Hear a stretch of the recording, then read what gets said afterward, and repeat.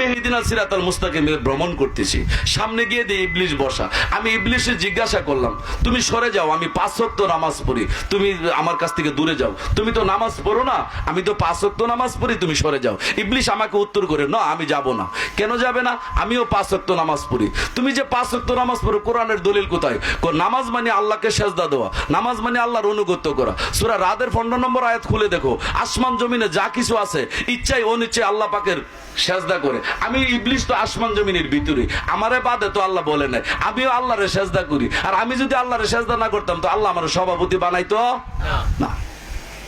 তাইলে 5 ওয়াক্ত নামাজ দিয়ে আমি ইবলিশরে সরাইতে পারলাম না। আমি বললাম, আমি তো 1000 গুড়ার একটা তসবিহ লইছি, লইয়া ঘরের ভিতরে বয়ে বয়ে বলি, সুবহানাল্লাহ সুবহানাল্লাহ আলহামদুলিল্লাহ আলহামদুলিল্লাহ জপি। হে ইবলিশ, তুমি আমার রাস্তার থেকে সরে যাও, কারণ আমি তসবিহ জপি, তুমি তসবিহ জপো না। ইবলিশ বলে, না আমিও তসবিহ জপি। সূরা হাদীদের 1 নম্বর আয়াত খুলে দেখো, আসমান জমিনে যা কিছু আছে ইচ্ছায় অনিচ্ছায় আল্লাহ পাকের পবিত্রতা মহিমা প্রশংসার ঘোষণা করে। সুতরাং আমি তো আসমান জমিনের ভিতরে আছি, তুমি কি তসবিহ জপো? আমি 9,80,000 বছর তসবিহ জপ পাইছি, সুতরাং তুমি আমার চাইতে কম আছো, আমি বেশি আছি। সুতরাং তোমার তসবিহ জপা দেখে আমি এই পথের থেকে সরব। তখন আমি ভাবলাম, আমি কি করব, কোথায় যাব, কিভাবে ইবলিশকে আমি এই রাস্তার থেকে সরাবো?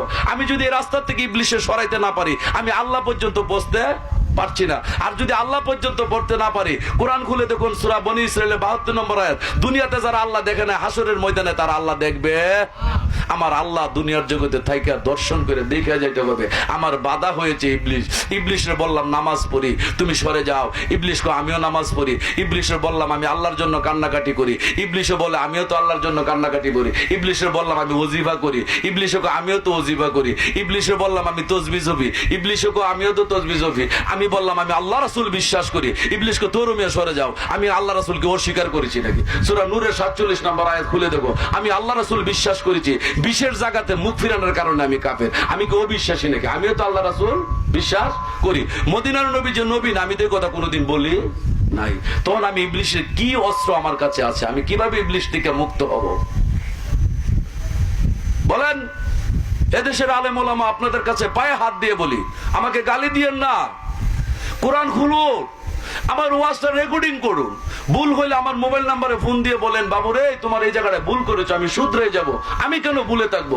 তোমার নবী যে আমার নবী তিনি, তোমার যে কোরআন আমারও সেই কোরআন, তোমার যে আল্লাহ আমারও সে আল্লাহ। তোমার দেহের ভিতরে ইবলিশ বাস করে, যতক্ষণ পর্যন্ত তুমি ইবলিশ থেকে মুক্ত হইতে না পারবে ততক্ষণ পর্যন্ত তোমার বন্দিকে আল্লাহ নিবে না।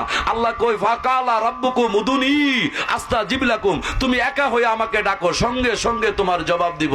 ওই মৌলভী সাহেব, তুমি নামাজ পড়ে টাকা নিচ্ছ, এতে আমার কোনো আপত্তি নাই। ইমামতি করে টাকা নিচ্ছ, এতে আমার আপত্তি নাই। তুমি জানাজা পড়ে টাকা নিচ্ছ, এতে আমার কোনো আপত্তি নাই। তুমি কুরবানি করে টাকা নিচ্ছ, এতে আমার আপত্তি নাই। মসজিদে কানেকশনের মধ্যে তুমি টাকা নিচ্ছ, এত আমার কোনো আপত্তি নাই। মিলাদ পড়ে টাকা নিচ্ছ, এত আমার কোনো আপত্তি নেই। টাকা নিয়ে বাড়ি গাড়ি করে একবার সঠিক সত্য কথাটা বলো, মানুষ কিভাবে পবিত্র হবে? পবিত্র মানুষ ছাড়া আল্লাহর সাক্ষাৎ হবে না।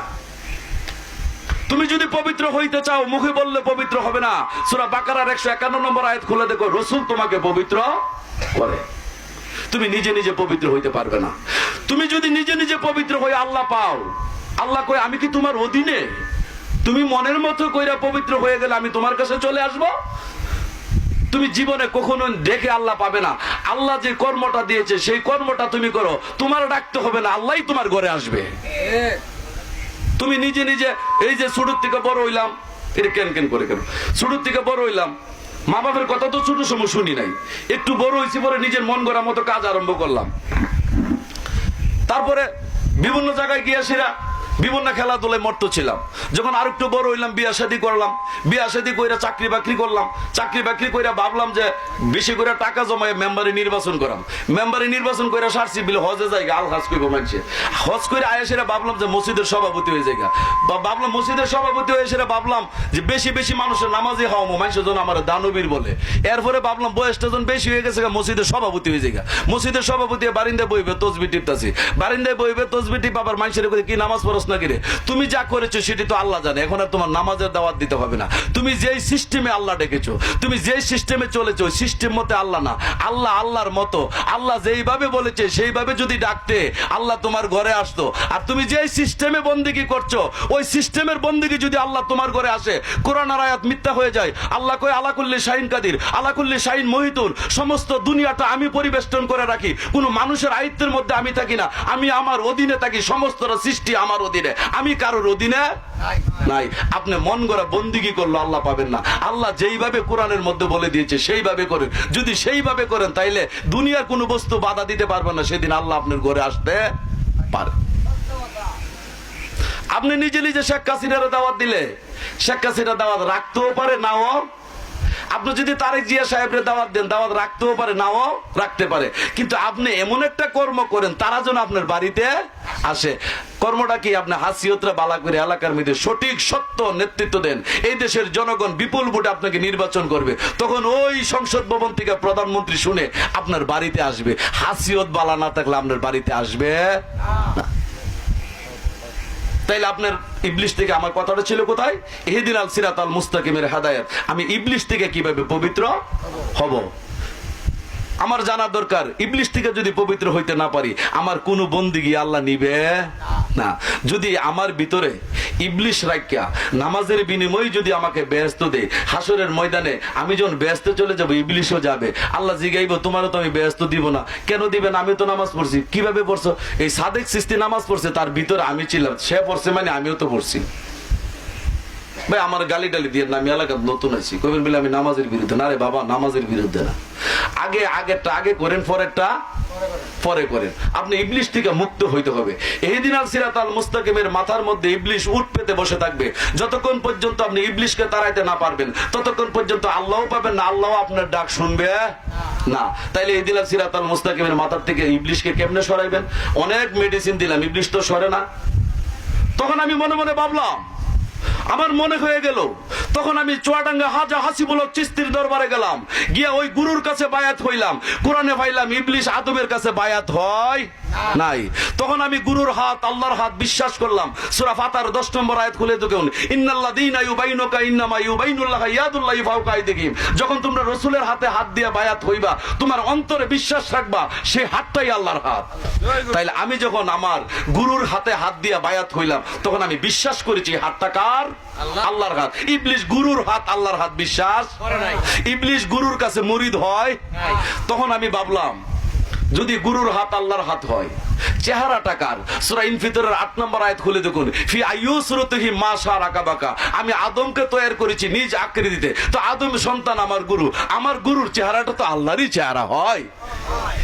যখন আমি বিশ্বাস করলাম গুরুর হাত আল্লাহর হাত, গুরুর চেহারা আল্লাহর চেহারা, গুরুর ভিতরে আছে আল্লাহ, আমার গুরু জমিনের প্রতিনিধি, যখন গুরুকে কেবলা কইরা গুরুর ভিতরে আল্লাহ বিশ্বাস করে সেজদাটা দিয়ে দিলাম, ইবলিশকে অত জীবন যা বন্দেগী করছো তোমার ভিতরে ছিলাম, এখন আর আমি তোমার ভিতরে থাকতে পারি না।